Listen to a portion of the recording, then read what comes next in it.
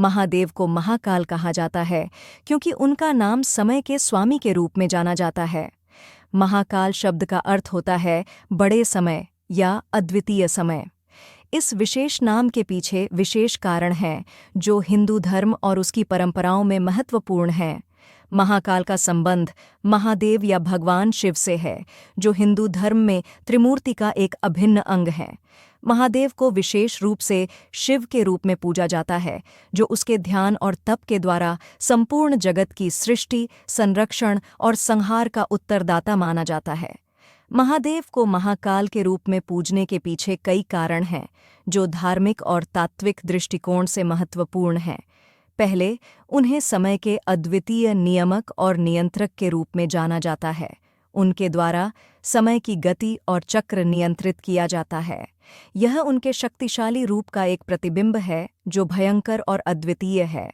दूसरे, महादेव का महाकाल रूप ध्यान करने से यह भी समझा जाता है कि समय अत्यंत महत्वपूर्ण है और हर क्रिया और प्रक्रिया के लिए समय की गणना करना चाहिए। समय की महत्वता को बताने के लिए महाकाल का चित्रण अक्सर समय की प्रतिष्ठा के साथ किया जाता है। तीसरे, महादेव का महाकाल रूप जीवन के परिवर्तन के लिए भी प्रेरित करता है। समय के चक्र में जीवन की चरम स्थिति होती है, जिसमें जन्म और मृत्यु शामिल होते हैं। महाकाल का ध्यान करके व्यक्ति अपने जीवन की महत्वपूर्णता और समय की मूल्यांकन को समझ सकता है। भगवान शिव को मृत्यु और काल का देवता कहा जाता है। संस्कृत भाषा में काल का अर्थ है समय और मृत्यु। काल और मृत्यु दोनों को परास्त करने वाला महाकाल कहलाता है।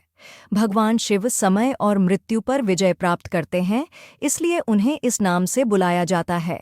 प्रार्थनाओं का असर न होता देख एक दिन ब्रह्म भगवान शिव से नाराज हो गए और उनका पूजन बंद कर दिया।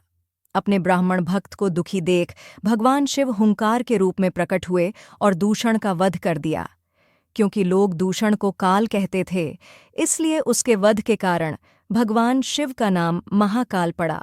सावन का महीना शुरू हो गया है, ऐसे में हर तरफ आप भगवान शिव की पूजा अर्चना करते हुए लोगों को देखती होंगी। भगवान शिव को कई नामों से पुकारा जाता है। उन्हें महादेव, भोलेनाथ, शंकर, शंभू आदि नामों से पुकारा जाता है। लेकिन आखिर क्यों उन्हें महाकाल पुकारा जाता है? आइए हम आपको बताते हैं। पौराणिक कथाओं के अनुसार उज्जैन में एक शिव भक्त ब्राह्मण निवास करता था। यहाँ पर रहने वाले लोग दूषण नाम के राक्षस के प्रकोप से डरते थे। लोग उसे काल के नाम से जानते थे। ब्रह्मा जी से दूषण को कई शक्तियां मिली थीं, जिनका दुरुपयोग कर वह निर्दोष लोगों को परेशान करता था। राक्षस की शक्तियों के प्रकोप से ब्राह्मण काफी दुखी था।